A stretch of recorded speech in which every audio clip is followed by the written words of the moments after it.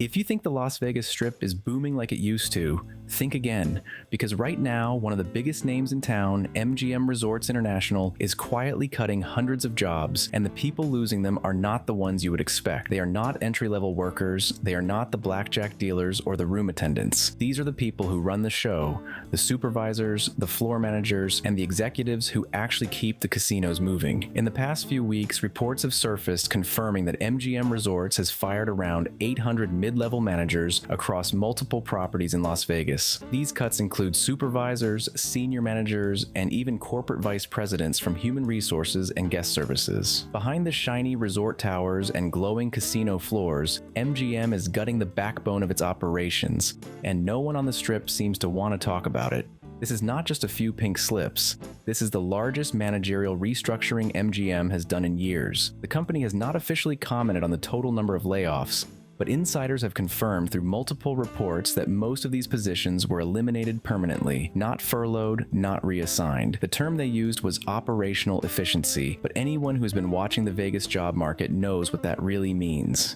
They are cutting costs fast. What is even more telling is that this comes just months after MGM closed concierge desks at several of its Strip resorts, claiming guests prefer digital self-service. That was the first red flag. A handful of positions gone, replaced by QR codes and automated apps. Now it is 800 more gone, and they are not just customer-facing. They are the people who make sure customer-facing staff even have support. And if you have worked in hospitality, you know what that means. When mid-management disappears, the structure collapses inward. Lines get longer, rooms take longer to clean, restaurants run short-staffed, and the guest experience that once defined Las Vegas starts to break apart at the seams. So why is MGM doing this now? The answer is simple, but ugly. MGM is struggling, not collapsing, but definitely shrinking. In late 2025, the company's financial reports showed its Las Vegas division missed profit expectations, with revenue dropping roughly 7% year over year to around $2 billion for the quarter. That might still sound like a massive number, but for MGM, it is a warning sign, because costs are rising faster than profits. Labor is more expensive, utilities are higher, and the kind of guests Vegas used to rely on, middle-class travelers from California and the Midwest, are visiting less and spending less. Meanwhile, MGM is sitting on billions in debt from property upgrades, entertainment partnerships, and new tech investments. So what do? They do what every publicly traded corporation does when the numbers look bad. They cut people, they slash the middle, the jobs that cost too much but are not high enough to make headlines. It is not just MGM, by the way. Other resorts on the Strip are also quietly reducing staff. Bell desks have been cut, room service hours are shorter. The new version of luxury in Las Vegas does not mean better service anymore. It means less service for more money. The irony is that MGM Resorts is still posting record revenues in certain areas, sports betting, online gaming, and partnerships overseas, but those profits are not coming from Las Vegas. The Vegas operation, once the crown jewel of the company, is becoming the liability, and that is a huge shift. The Strip used to be the heartbeat of MGM's empire. Now it is just another balance sheet problem. The human cost of that shift is enormous. These 800 managers being laid off are not random. They are veterans of the industry, many with 10 or 20 years at the company. They are the people who trained younger staff, who handled crises on the casino floor, who knew how to make the guests feel like Vegas still cared. Losing them is not just bad optics.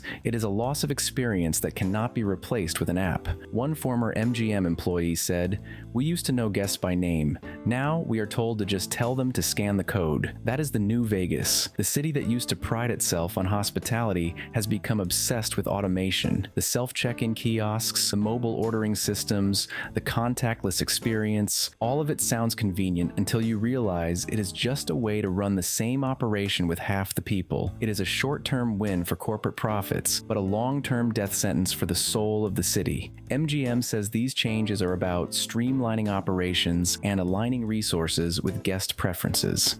But let us be honest, guests are not asking for fewer people. They are asking for better value. Vegas is not losing its magic because people suddenly want everything digital. It is losing it because every visit costs twice as much and feels half as personal. And when you combine that with fewer workers, the illusion breaks. The layoffs also reveal something deeper deeper about the Strip's economy. For years, the big resorts have operated on the idea that Vegas could never fail, that no matter how expensive it got, people would always come back. But in 2025, that confidence is cracking. Visitation is down nearly 7% according to UNLV's latest tourism data. International travel is still lagging, conventions are smaller, and visitors are staying for shorter trips, spending less per night. The city that once bragged about being recession-proof is starting to look a lot like every other overpriced tourist trap. And while the tourists feel it in their wallets, the locals are feeling it in their paychecks. Thousands of hospitality workers, from front desks to food service, are now doing double duty because of these layoffs. Imagine being told to manage an entire section of rooms that used to have 2 supervisors, now with just 1, or being the only manager on shift in a casino that runs 24 hours. This is how burnout starts. This is how service quality drops. And this is how a brand that built its reputation on excellence starts to lose it.